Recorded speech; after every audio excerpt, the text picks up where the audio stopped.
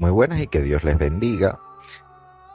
Eh, Todo este tiempo hemos recordado algunos sucesos que se narran en torno al nacimiento de nuestro Señor y Salvador.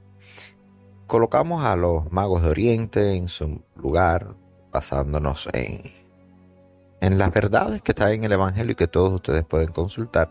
Y hoy vamos a hablar de un hombre que siempre se ha dicho muy malo, pero muchas personas conocen poco la historia del hombre que hoy mencionaremos y que era un hombre que marca el nacimiento del Señor. Y lo marca porque este hombre del que vamos a hablar es Herodes I, conocido como Herodes el Grande, el famoso de la matanza de los inocentes, hecho que solamente recoge Mateo. O sea, la matanza de los santos inocentes solo está en el Evangelio de Mateo. No hay escritos históricos que recojan tal acto. Pero no dudamos de que esta masacre fuese real. ¿Por qué? Herodes era rey de Judea, Galilea, Samaria y Idumea. Él era idumeo, ¿eh? Por eso es que muchos judíos hoy se limpian las manos y dicen Herodes no era judío. Por tanto, no tenemos nada que ver con él. Gobernó, nació en Ascalón desde 73 a.C., muere eh, el 4 en el 4 a.C. Y bueno, realmente gobernó como un vasallo de Roma. Muchas personas han dicho todo lo que hizo fue malo.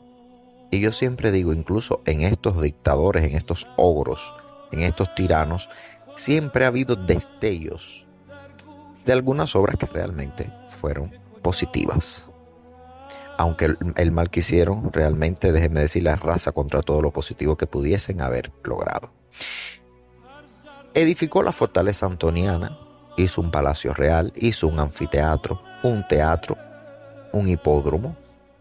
En el año 20 a.C. vuelve a reconstruir el templo de Jerusalén y hace las primeras creaciones urbanísticas que ya estaban, pero realmente las impulsó y crea entonces Sebaste, que es Sebastia, y Cesarea Marítima como sus creaciones urbanísticas más destacables. Ahora, lo malo que hizo, ya les he dicho 4 o 5 cosas positivas que realmente sirvieron mucho para el pueblo judío, pero vamos a hablar también para reforzar esta historia de que no dudamos de la masacre de los santos inocentes. No dudamos de que él lo haya hecho porque miren, el mismo Flavio Josefo en sus antigüedades judías nos hace una especie de recuento de toda la maldad, todo el odio y toda la ira de este hombre. Fíjense, él ordena matar en cuanto conquista Jerusalén, mata a 45 partidarios de Antígono, que era con quien él había hecho la guerra, y lo veremos después. Fíjense, nada más llegar, 45 partidarios de Antígono los mata.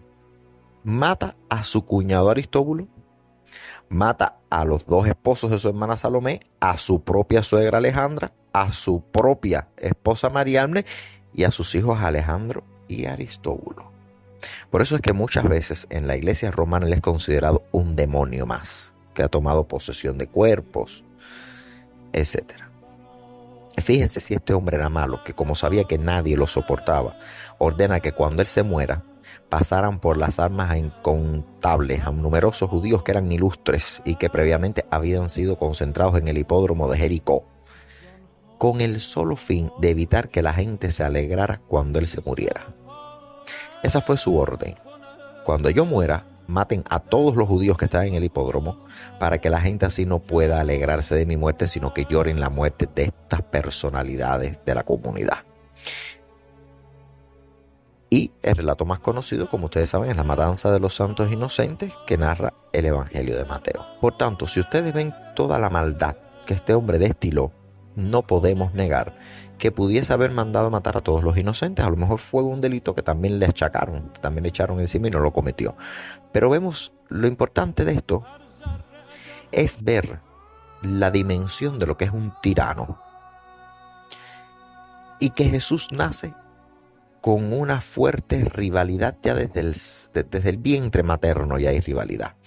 Porque si no dudamos que si Herodes supiese de este nacimiento, si la historia evangélica la pudiésemos comparar con datos históricos, se entiende por qué quiere matar al Mesías que había nacido en la casa de David, porque él era idumeo, y ya les he dicho, al ser idumeo, no era judío. Para los judíos él no era judío, no lo era y no lo es. Aún hoy en día no lo consideran judío. Ahora, el personaje de Herodes es importante porque contrapone todo lo que será la historia de Cristo. Herodes es la personificación del hombre poderoso, del prototipo de opresor, que cometen los crímenes, incluso los asesinatos múltiples y las más viles injusticias contra personas indefensas por miedo a perder el poder. Por eso es que Herodes es ejemplo de tiranía. Porque Herodes fue el primero que jugó con la simonía, con la compra de votos, con la compra de todo. Es Herodes. Herodes es el arquetipo del tirano, que con tal de permanecer en el poder, mata a miles de vidas inocentes. El linaje de él, como yo bien les decía, él era idumeo, aunque su pensamiento, su educación, su formación era claramente griega. Entonces, podríamos calificarlo más como un extranjero que estaba gobernando ahí Judea a nombre del poder romano, que como un judío propio. Siempre tuvo este conflicto, porque el pueblo, señores, nunca lo consideró judío. Hoy en día tampoco lo consideran judío, porque él era de origen idumeo. En el año 47 a.C. lo nombra Julio César procurador de Judea. Miren la historia criminal de este señor. Herodes, a través de mantener controlado al pueblo para agradar a Roma, se gana la confianza de los romanos y le dan el apoyo para derrocar a los asmoneos, que es una estirpe judía. Asmoneos, esos sí son judíos, para los judíos sí son judíos. Y en el año 40 a.C. consigue que Marco Antonio, que era el triunviro de Roma y que poseía una parte importante del oriente de Roma, de lo que se consideraba el Imperio Romano, y consigue desde el título de rey de Judea. Primeramente comenzó como procurador, pero bueno, ¿por qué llega a rey? Bueno, porque lo que hizo fue matar, encarcelar, apresar a todos los que se oponían al gobierno de Roma. Con una carrera tan impresionante, dice, vamos a derrocar a los asmoneos, y en el año 40 va a ver a Marco Antonio y le dice, bueno, mira los favores que te he hecho, como títeres, como tu marioneta, creo que debo tener alguna recompensa. Y Marco Antonio, que controlaba la parte oriental de Roma, del Imperio Romano, le da el título de rey de Judea. En el año 38 a.C., porque esta anotación la hice, este 3 lo hice que parecía un 8. Ustedes saben que yo no corto, yo voy hablando con ustedes, voy mirando mis papelitos y sigo. Se casa en el año 38, porque le quiero dar fechas para que ustedes vean cómo la criminalidad no desciende en él, sino que aumenta. En el 47 procurador de Judea, en el 40, recuerden que va hacia atrás. Cuando hablamos antes de Cristo, desde el 47 va para llegar al año 0. En el 47 antes de Cristo, procurador de Judea. En el 40, rey de Judea. En el 38 se casa con Mariamna, que era hija de Alejandro, que a su vez era hijo de Aristóbulo II, que era de la estirpe de los asmoneos. Y entonces, fíjense, se casa con esta muchacha, con esta mujer, con Mariamna. Pero Herodes era enemigo de la familia de los asmoneos, que había reinado hasta ese momento en Judea. Emprende una lucha para conquistar Jerusalén y los romanos lo apoyan. El apoyo, el destacamento que había en Siria, y logra por eso en el año 37 a.C. que fuera degollado Antígono II, hijo de Aristóbulo II. En este mismo año 37 ya le había eliminado al más, vamos a decir, al aspirante al título de rey de Judea. Realmente lo que hizo en esa época, para ganarse el respeto del pueblo, también se ganó el miedo. Hace una política en la que emprende como un desarrollo. Empieza a reconstruir el templo de Jerusalén, que se había iniciado en el año 22. Y también la fundación de la ciudad de Cesarea, una ciudad que es una ciudad portuaria en la parte occidental, y lo construye en honor al dueño del imperio, tras la batalla de Accio, Cayo Julio César Octavio Augusto, Gaius Iulius César Octavius Augusto, que fue gobernante de todo esto, y le dedica a él le dedica una ciudad, incluso Cesarea por el César y todo. Impulsó realmente el comercio, aumentó la economía. En una época de hambruna que sucedió en el 25 a.C., se deshace de gran parte de la riqueza de sus palacios y le compra trigo a Egipto. Las personas, así todo, no acababan de encajar con su personalidad. O sea, él vende y le compra a Egipto trigo, bueno, para tratar de ganarse. Eso es lo que pasa con todos los déspotas. No encajan y tratan de hacer todo por encajar, pero al final no encajan. Entonces, ¿qué pasó? Hace que se ejecute a toda la familia de sus rivales, incluyendo al abuelo Aristóbulo II, al hermano Aristóbulo III, que era sumo sacerdote, y lo ahogan en unos baños. Era hermano de Marianna, su mujer. También a ella la mandó a ejecutar, como bien dije, en el 29 a.C. Un año después a la suegra, a la madre de Marianna, su suegra, elimina a 2 de sus propios hijos, Aristóbulo y Alejandro. Y como habían rumores de conspiración contra su persona, que se habían levantado por otros de sus hijos, por Antípater, a quien también ejecuta años más tarde por intentar envenenarlo. Ya ven una carrera criminal y paranoide. Tuvo 10 hijos, dicen que más de 10. El caso es que tuvo 10 esposas, no quiere decir que cada una haya parido un hijo, pero cuando se saca la cuenta casi se queda más de 10 hijos, 10 o más. Y designa como sucesor a su hijo Arquelao. Tras su muerte, el emperador Augusto repartió el reino entre 3 de sus hijos. O sea, él muere sin testamento, solamente deja a Arquelao. Y le toca al emperador Augusto repartir el reino entre 3 de sus hijos. Herodes Arquelao se convierte en el narca de Judea, Samaria y Idumea. Herodes Antipas va a ser tetrarca de Galilea y Perea. Herodes Filipo va a ser tetrarca de Batanea, Gaulantide, Traconítide y Auranítide. Este criminal, murió en Jerusalén hacia el 12 o 13 de marzo del 4 a.C.,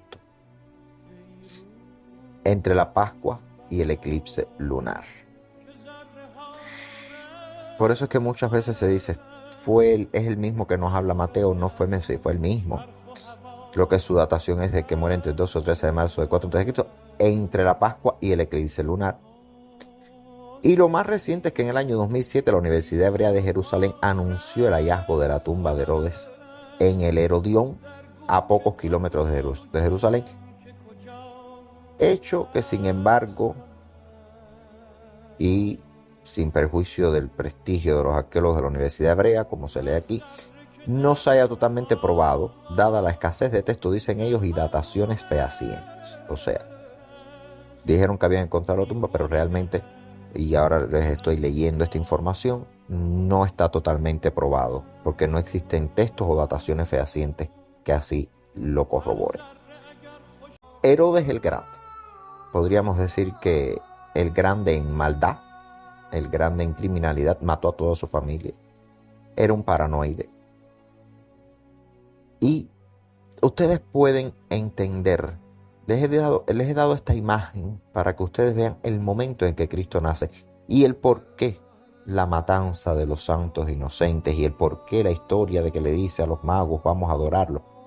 ¿Por qué, señores, a pesar de que Flavio Josefo y nadie cuenta de esta matanza, sí lo cuenta Mateo? No podemos decir que sea mentira, dada la personalidad de este hombre. Incluso ya les he dicho, cuando está muriendo, dice, cuando yo muera pasen por las almas a todos los judíos más queridos por el pueblo, para que en vez de alegrarse por mi muerte, lloren por la muerte de sus sacerdotes y de sus personajes ilustres. No es de pensar que una persona tan diabólica diga que ya que nació una estrella en la casa de David con esos rasgos paranoicos, como le pasa a todos los tiranos, hay un niño que ha nacido en Belén, tierra de David, o este puede hacerme una sombra, maten a todos los niños. No dudamos que esto haya sido así. Tal sea el caso, si ocurrió o no, si fue un crimen más que le quisieron poner o no, el caso es que Cristo nace ya marcado por una crisis política, por una crisis de fe incluso, porque los principales sacerdotes, muchos los mató, a otros se tuvieron que ir a otros lugares.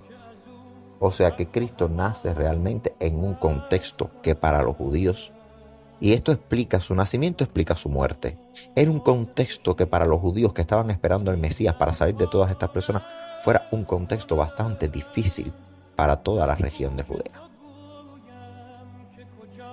Estudien a fondo la personalidad de Herodes, lo que hizo. Yo les he contado una parte, hay muchos textos que pueden utilizar, sobre todo lean Antigüedades Judías de Flavio Josefo, que les va a gustar mucho. Y entenderán que esta fecha que celebramos realmente es una celebración muy bonita. Les deseo siempre que estas fechas traigan lo mejor y que demos siempre lo mejor de cada uno de nosotros. Pero también recuerden que el nacimiento de Cristo no fue un nacimiento en un mundo de paz, sino en un mundo de guerra, de tiranía, de totalitarismo. Y con esta reflexión, que Dios les bendiga hasta un próximo encuentro y feliz Navidad.